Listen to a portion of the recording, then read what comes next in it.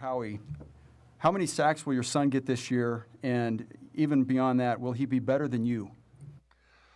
Well, I know one thing for sure. He's a better person than me. He's a smarter guy.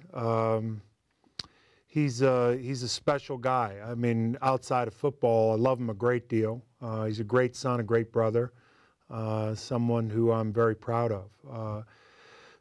Certain positions in the NFL, and I've given this a lot of thought in regard to the football side of the question, certain positions in the NFL don't lend to being successful early on. I'm not saying he won't be, but there's a learning curve. He's going from a three-man front to a four-man front, which means you're going from being a two-gap player to a one-gap player. Your stance is different. Your alignments are different. 70% of the techniques that you used in college are out the window. And you're learning all of this in terms of a new scheme, which is like learning a whole new language.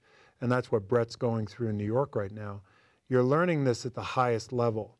You look at a Patrick Kearney, you look at more recently a Mario Williams. Early on, I think there's a big learning curve for defensive ends. The margin for error in terms of technique and ability and the speed of the game, it goes up quite a bit. And I think it's interesting. I've always drawn this kind of an analogy. When you get in the league, your physical elevator is through the roof. Your mental elevator is in the basement. And through your career, they move in opposite directions. And somewhere in the middle, you kind of hit your peak. And then by the time you figure it all out, you can't do a damn thing about it because you're physically shot.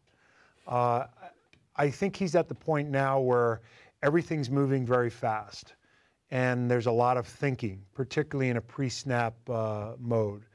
And when the thinking stops and more comfortable with the scheme, more comfortable with the techniques, I think then you start to play faster and the numbers go up. So, be an interesting year.